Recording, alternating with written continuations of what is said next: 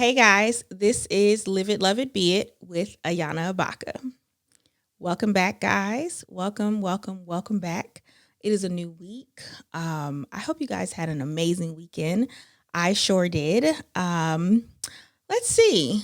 If you're tuning in and you're looking at the title, you're probably knowing what I'm about to talk about.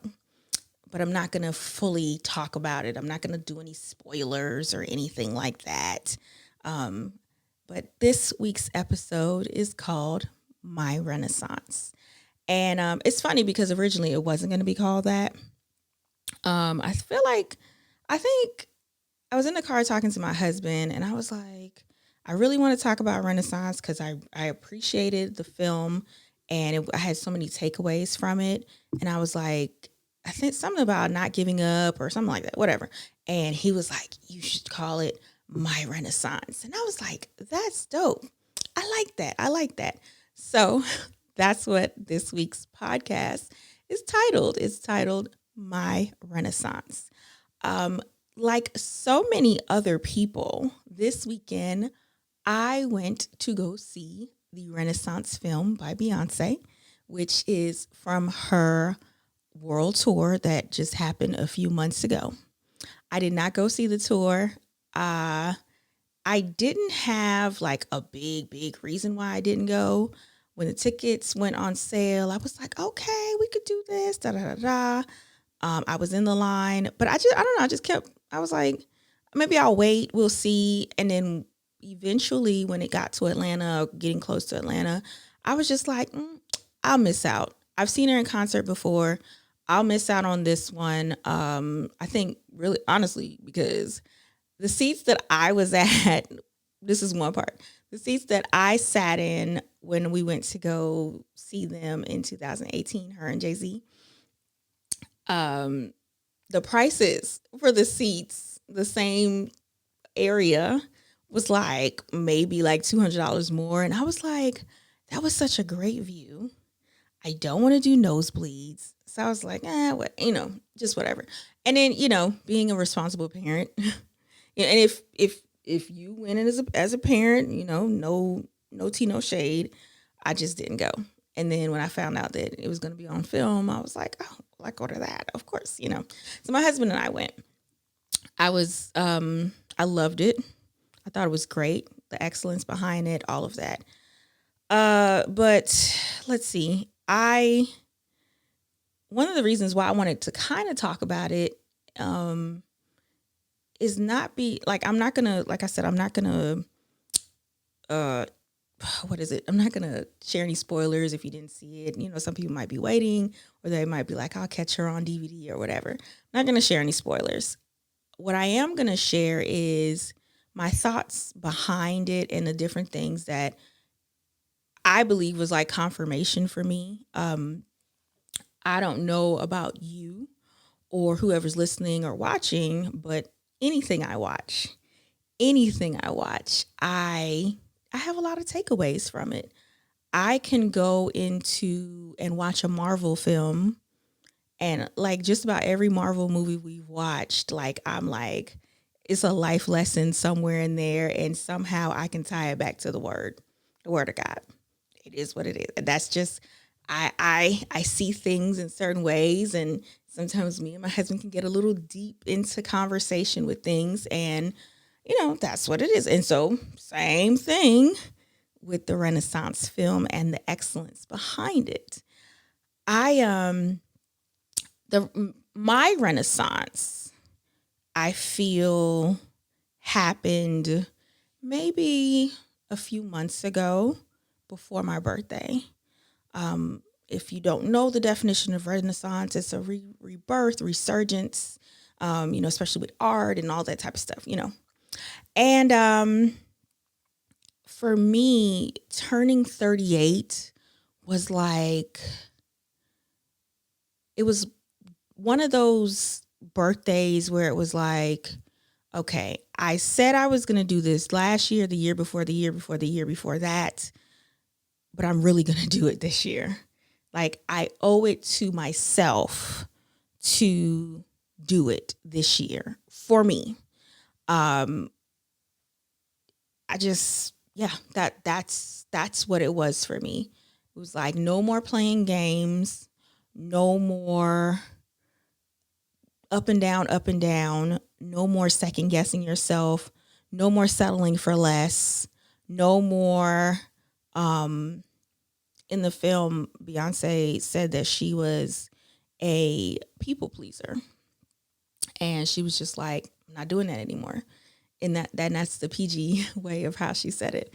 She was just like, "I'm not doing that anymore," and that really resonated for me because I felt like I was a people pleaser, not with everybody. I have a good set of boundaries. However, I've let some people slip through the cracks of those boundaries and have allowed repeated things to happen and just let people slide. And I I feel like I was at my tipping point where I was like, you know what?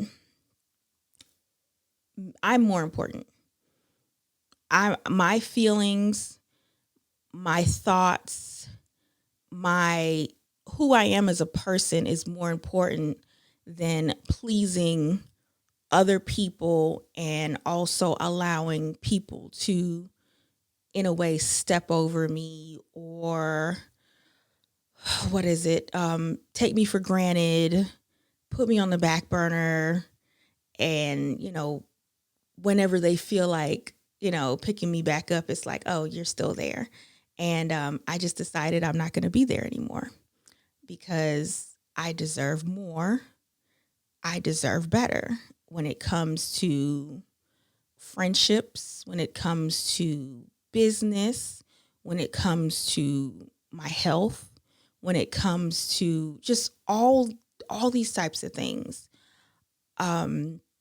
So I feel like this is in a way my Renaissance year, because I just decided that some people have like that. Oh, I turned 40, and it's like, yeah, and I feel like 40, that mindset of turning 40, like, yeah, I'm not, it happened to me at 38. So I feel like as I'm entering 40, I already am going to have that renewed mindset and this way of walking and moving and really moving in a space where God is taking me, you know, like it's like the pregame, I guess, the pregame for 40. So if however you can understand that or whatever. But yeah, that's so seeing someone on screen who is very successful. I've been following her career since I was a teenager. Like we're only a few years. She's only a few years older than me. But as a teenager, I loved the group Destiny's Child. Going into an adult, her as a solo artist, and all those things. Like I followed her career. Like I'm sitting there in the theater and I know just about every song. So and then seeing that person evolve into a wife and a mother, that really resonated with me as well. But just seeing because I can be very hard on myself. I can be very hard on myself when it comes to balancing everything and all the things that I want to do, my dreams, my goals, the different things that God is calling me to do.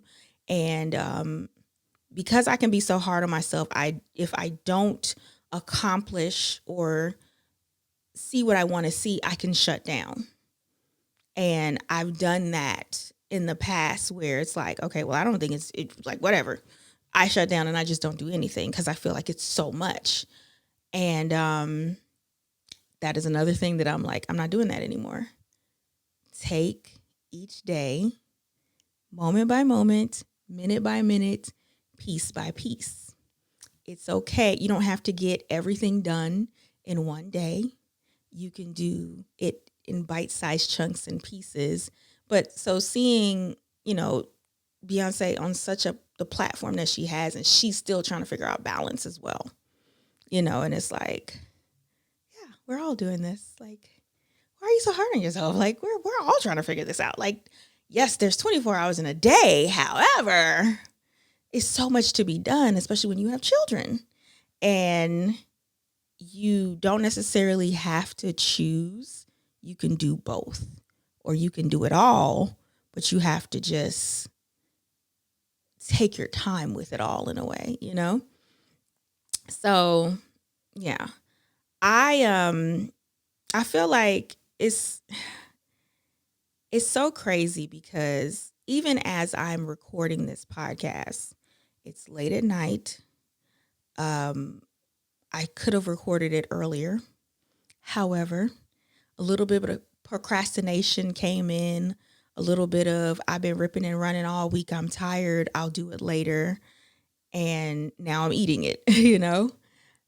But the discipline of still saying that no matter what, I'm still doing this because it's something I committed to.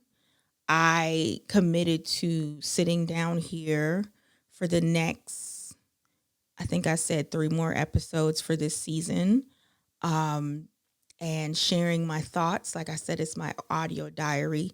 I made that commitment. So put that makeup on, put all your equipment together, and do what you got to do because you made it a commitment. And I'm proud of myself. I'm proud of myself because there's so many changes going on at the same time, and everything is going into a place of discipline. I started 75 Hard last week. We are on, let's see, what day are we on? We're on day 9. So I'm about to go into double digits, guys. We're on day 9. And just the discipline of every day waking up and having to do 2 45-minute workouts, drinking your water, eating properly, reading. Like, I will be honest that I slack quite a bit sometimes when it comes to reading. I might read a little devotional in the morning, of course, read your Bible, but really sitting down and reading more than 1 or 2 pages of something and like really finishing a book, I had a problem with that. And I used to be such a big reader when I was younger, when I was a kid. Growing up, it just kind of went to the wayside. So just even that discipline of reading, and reading not a book that is necessarily entertaining, because it has to be a non-fiction book, but something that is, someone is talking about their life experiences, they're sharing their words of wisdom and the discipline that they had to take them to where they are today. It really inspires you. So I'm in a place of every day I'm reading something. I'm waking up 40, I'm waking up and doing 2 45-minute workouts, and I'm doing this, and this. And then I see this film, and it's just, everything is just like this confirmation for me to get my stuff together. So it's my renaissance year. It's a rebirth of Ayana, and, not playing games anymore and not playing with the life that God gave me. It is, and also realizing that it's not too late, because we put so much of a time limit on achieving things, and we put so much pressure on our age that I have to do this by this age. I have to do this by this age. I have to do this by this age. I remember I wanted to have kids by 30. I was like, when I'm 30 years old, I want to be set, having both of my children, all of that, blah, blah, blah. I didn't have Haven until after 30. And then Nova came 3 years later. So now I'm 38 with a 5-year-old and a 2-year-old. And yes, it has its difficulties, but I got my 2 kids. It may not have came necessarily the distinct age that I wanted it, but it happened by God's grace. And listen, y'all know my story. So I'm just thankful.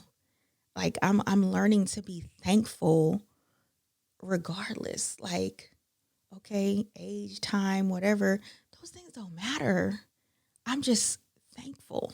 So I am thankful to God to even have the opportunity to have this rebirth, this renaissance of my life where it's like, I can still do a lot of the things that He has called me to do. I have the energy. I am gaining the discipline. Because at first I didn't even want to do 75 hard. I was like, I don't want to do it. I'm like, I tried it before. I don't want to do it again. I don't have time. I like all the excuses in the world. And last weekend, my husband was like, let's just do it. And it just, I guess I needed to be in the right time, I guess. But it just, my mindset just completely shifted. And I was like, okay, let's do it. And I'm thankful that I'm doing it. I know it's only been 9 days, but I'm thankful that, even just the discipline that's being implemented in these 9 days have made such a difference in my life in 9 days. So I'm like, all right, Lord, what is it going to look like in February when we're done with this program? My mind has been completely shifted and renewed. You have shown me so many things because I'm like, He's shown me some things already, but what else are you going to show me? Like, I'm excited. I'm excited for the future. I'm excited about this process. I said before, the fact that I am sitting here and even recording, I would have been like, I don't want to do it. I'm tired. I don't feel like it. I waited too long. Oh, well, I guess it's just going to be an off week. But the discipline of just saying, nope, this is something that you want to do.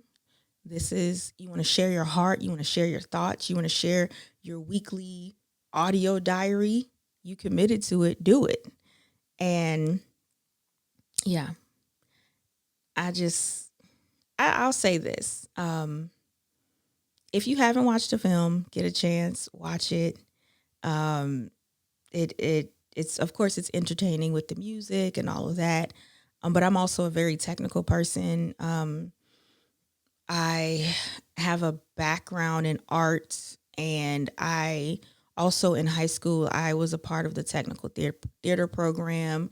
I did stage management, all those different types of things. So the behind the scenes, of course, fascinated me so much, and seeing how the different things moved and worked. And then, of course, seeing the live show live and in color, and just how all the pieces came together. So everything just really, it was like, but yeah, I'm just thankful. I'm thankful for the journey. I'm thankful for the path. I'm thankful for this renaissance of my life, and just the constant inspiration that God is showing me and God is placing before my eyes. Because I like I said, I get a lesson and an inspiration, and God speaking to me through anything. It's like I'm literally sitting there in the theater and I'm like, wow. And I'm just like hearing God just talking to me about certain things. Like, see, what I tell you? Are you listening now? So yeah, that's my thoughts for this week. That's my thoughts. Don't give up. Don't quit. You got this. And do the uncomfortable things, because it's not comfortable doing 2 45-minute workouts. I'm sore. My feet hurt a little bit. I'm constantly stretching, and it's uncomfortable, because of course, I even set a bigger goal when it came to losing weight.